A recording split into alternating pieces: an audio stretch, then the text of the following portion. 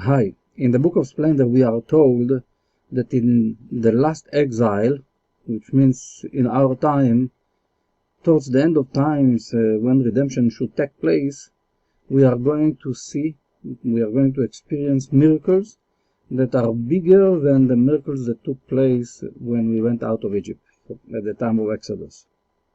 Question: why do we need bigger miracles in this time more than happened in Egypt? Maybe because we are, dumber than that time, and in order to understand that there is a creator, that there is God, and there is order in this world, cause and effect, and what we do, it comes back, what goes around comes around. So maybe we need bigger miracles to understand. This could be one possibility, but I think there is another possibility. Because God is not playing dice with the universe, which means everything is accurate, and God is not wasting energy wherever it's not needed. And according to the Kabbalist, the Ramchal, Rabbi Moses Luzzatto, from 300 years ago in Italy, he stated that what that we have in the universe from the time since the beginning of creation till the end of times, it's exactly what's needed for the process that will be completed at the end, place that God wants to give us the benefits, to give us His goodness, to give us the light that He wants to share with us. So nothing is too much. So if nothing is too much, why do we need miracles that are too much in a way? And to my opinion, the answer is because that in this time, the negativity that exists in our universe, the negativity of mankind, is worse than was in the time of Egypt. Because in the time of Egypt there was all the magicians in Egypt and Pharaoh that were controlling the people, enslaving the people in a horrible way. In our time, if we need bigger miracles, it means that the slavery and the evil forces that are playing role in the world today are bigger than took place in the time that we went out from Egypt, in the Egyptian time of Exodus. Another angle to understand what I'm saying now, and a proof to it, that it says in the commentaries that in Egypt we fell down into 49 levels of impurity. And if we would fall to the 50th gate of impurity, we would not be able to go out of Egypt. It would be too strong for us. We will suck into the mud in the way that's it. But it says over there as well that in the last exile, we are going to fall into the 50th gate of impurity. This is what's taking place today. So if we could not go out from the 50th gate, then what's now? So first, the fact that there is more negativity. It's stated. We are in the 50th gate of impurity today, which means the evil that takes place, maybe externally everything is looking nice, but the materialistic slavery that we have today in the world is worse than was in Egypt. This is what they are telling us. And therefore we need bigger miracles. Now, how come that that time we couldn't go out of 50 gates of impurity and now yes? It says that in between, when we went out of Egypt, we received the Torah, we received the Bible. And with the Bible, we received all the secrets of the Bible. And the Bible is a channel to reveal light. So therefore, this time we have something which is different. We have a powerful tool through which we can reveal light that will take us out even from the 50th gate of impurity.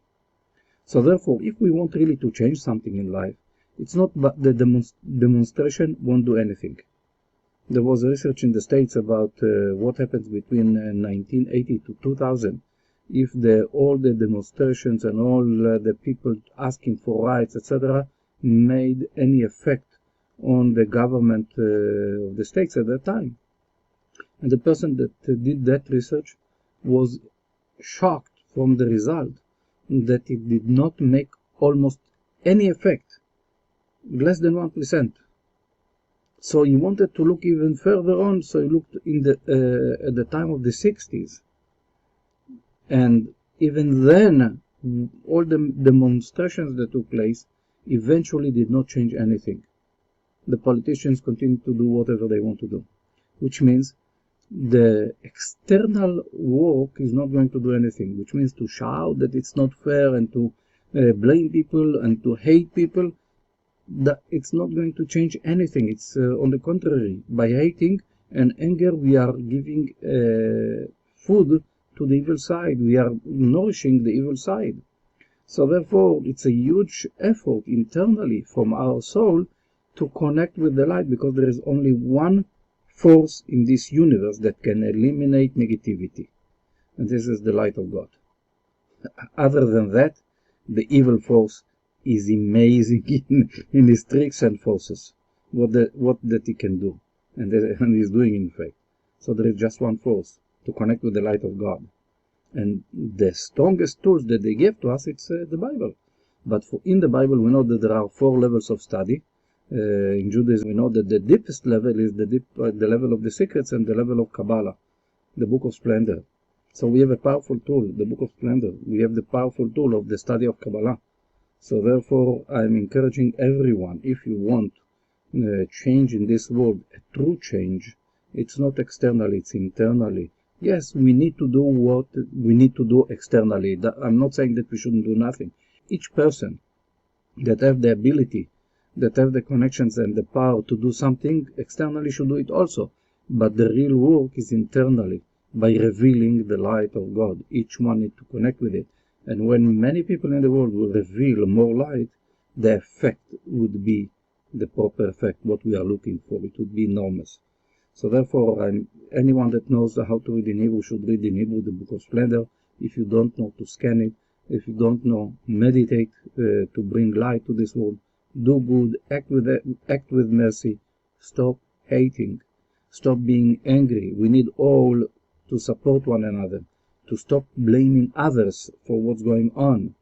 We can say that something is wrong and try to change it, yes, but to be angry or to hate because of that, we will get the opposite of what we want truly. So therefore, I'm encouraging everyone to come to the study of Kabbalah, to study and to reveal light. You have your ways, do it your way. Reveal light. Don't give strength to darkness. This is the only way that eventually things will change in a merciful way. Otherwise, it's going to be painful, God forbid. So I'm wishing all of us the path of mercy, the path of grace, and God willing that we'll be successful in our work to reveal light. We are still with the pandemic of Corona. I'm blessing everyone with good health and protection of the light. Bye-bye.